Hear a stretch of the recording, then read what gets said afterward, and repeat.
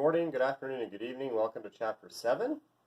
We finished up, and you should have taken a test over Chapter 6, Cellular Respiration. Before I jump all into this, I want you to understand that the chapter that we just finished discussing, cellular respiration, is intimately tied to the chapter we're about to discuss, which is photosynthesis.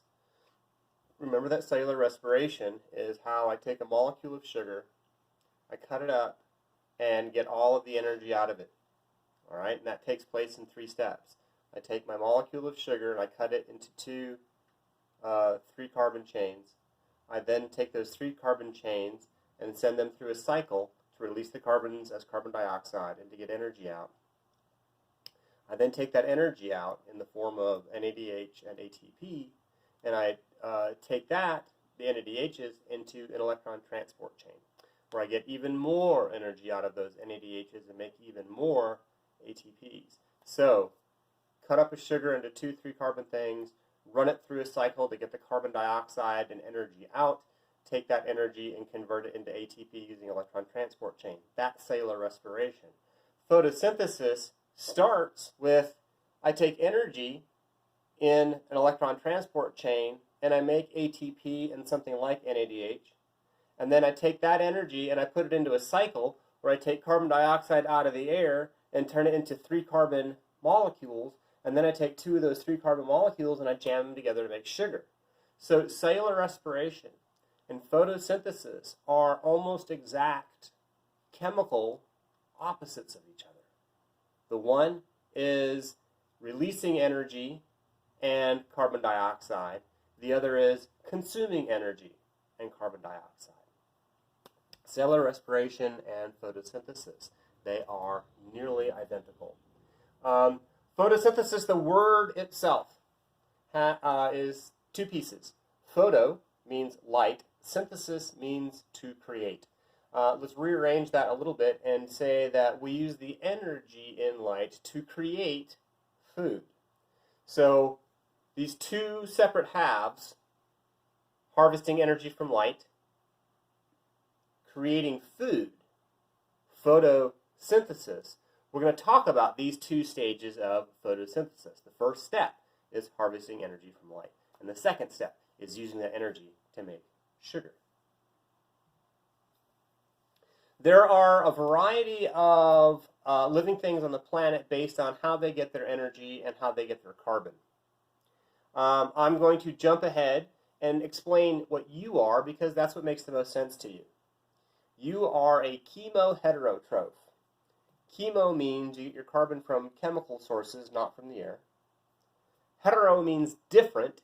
Different means you eat different things. You don't make your own food. And troph kind of looks or sounds like trough. It means to eat or to feed. So you eat things, troph, that are different from you, hetero, that are organic molecules, chemo. You are a chemoheterotroph. Plants are photoautotrophs. Photo, the energy comes from light. Auto, they make their own food. Troph, food. All right, so photoautotroph literally means these are organisms that take energy from light, carbon dioxide from air, and they make their own food. They make their own sugar. This is the overall formula for photosynthesis, which is I need water and carbon dioxide. What's not listed here is a buttload of energy. I take these low energy molecules, carbon dioxide and sugar, I add a buttload of energy, and then I get oxygen, sugar, and I get some water back. Remember what the formula for cellular respiration was. I take some sugar and some oxygen, I get out a buttload of energy, and I make carbon dioxide and water. They're just reverses. You run it this way, it's called photosynthesis. You run it that way, and it's called cellular respiration. Autotrophs make their own food. Photoautotrophs use light as the energy source to make their own food. Chemoautotrophs use organic molecules, organic compounds, to as their carbon source. They're still able to make their own sugar. but they've got to get the carbon from some other source. So here we see some autotrophs. This obviously is a photoautotroph. What we see here is a hydrothermal vent. They're sometimes called smoker chimneys. These hydrothermal vents, these smoker chimneys, see the smoke coming out? That smoke isn't smoke, that smoke is sulfur compounds. A chemoautotroph, the energy does not come from the sun like it does for a tree, for a plant. The energy comes from molecules, and in this case, these are sulfur compounds. This smoke getting spewed out of this super hot water isn't smoke. This smoke is sulfur compounds. So what we don't see in this water are microorganisms. They're called archaea. Archaea that live in this water. They take those sulfur compounds, they break them down, they use the energy in those sulfur compounds to take carbon dioxide out of the water and turn it into sugar, which they will then eat. And entire ecosystems are built around these things as essentially the grass. If you think of the grass as the thing that all of the energy comes from, like in an ecosystem, the grass takes the energy from the sun, the cow, or the deer eats the grass, and the wolf eats the deer, right? The beginning step. These archaea are the beginning step of these ecosystems. They're the ones that turn non-living, useless things into useful molecules like sugar. And so entire ecosystems will be constructed around these chemoautotrophs. These things down here are called giant tube worms. And these giant tube worms can live for decades. And what they do is they will strain out those archaea. And again, as the origin of the energy for the ecosystem, these tube worms, they strain out that archaea.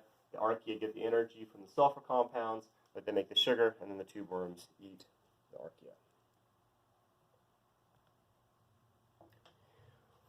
We said a second ago that you are a heterotroph. Hetero means different, troph means feeder, so you are a different feeder, and that means you have to eat other organisms as your carbon source. And it usually means you have to get your energy from those other organisms as your carbon source. Not always, though.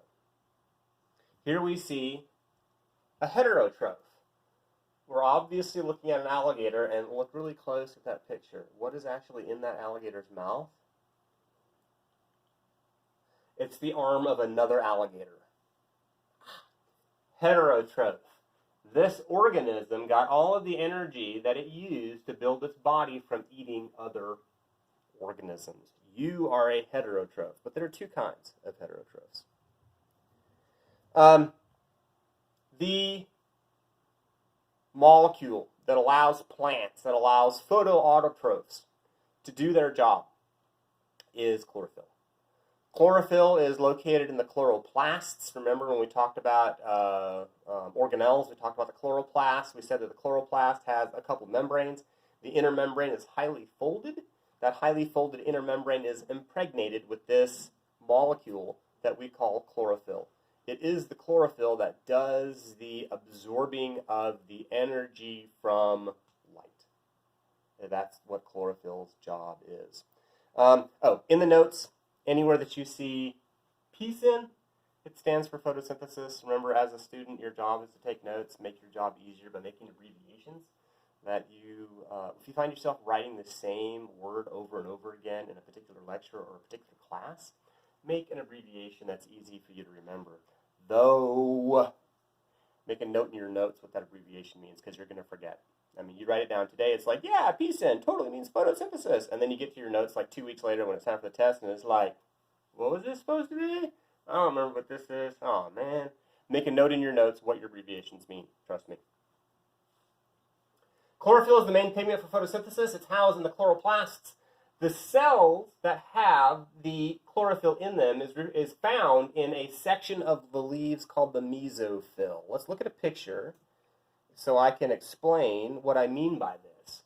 So here is obviously a leaf. This is a cross section of a leaf, and you probably can't see very well in the video, but here is the top skin of the leaf, here is the bottom skin of the leaf, and then there's this center section which you can see the green dots in. Those green dots are chloroplasts, which we're about to talk about in the next video. Those green dots are chloroplasts. Notice how we don't see any green in this top layer and only a little bit in this bottom layer. Most of the green is all located in the center section. The center section of the leaf is known as the mesophyll.